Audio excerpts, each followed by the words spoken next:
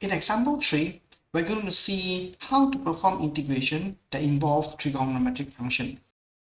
So basically, to solve this integration, you need to be familiar with two things. The first thing is the trigonometric identity involving secant and tangent.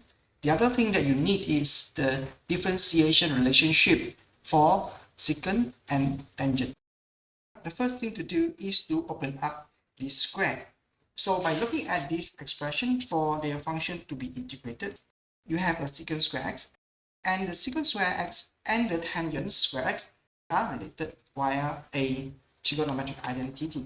The trigonometric identity that is relevant here is that secant square x minus 1 is equals to tangent square x. So here you have a secant square x, tangent square x.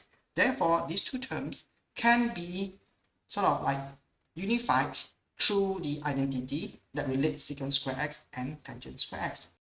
And look at this expression. You have a 2 secant x tangent x. So this will remind you of another important relationship in trigonometry, namely the differentiations of secant x is the product of secant x and tangent x. So the first thing you want to do is to look at this and try to combine these two.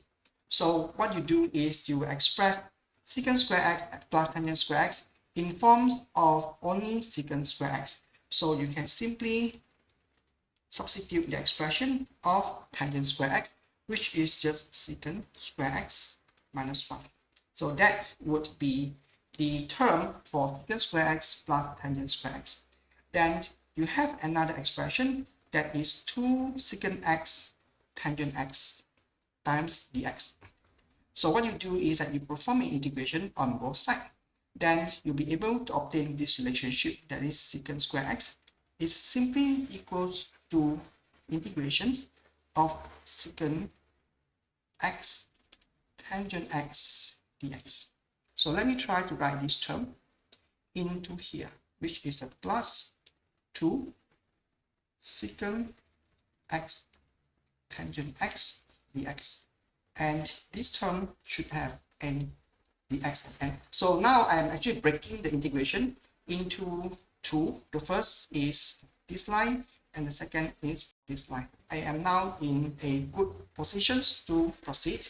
This will be equal to 2 secant square x dx minus 1, and the whole thing should have n dx. I should be a little bit careful because this is actually not a factor of 1 but should be a factor of half.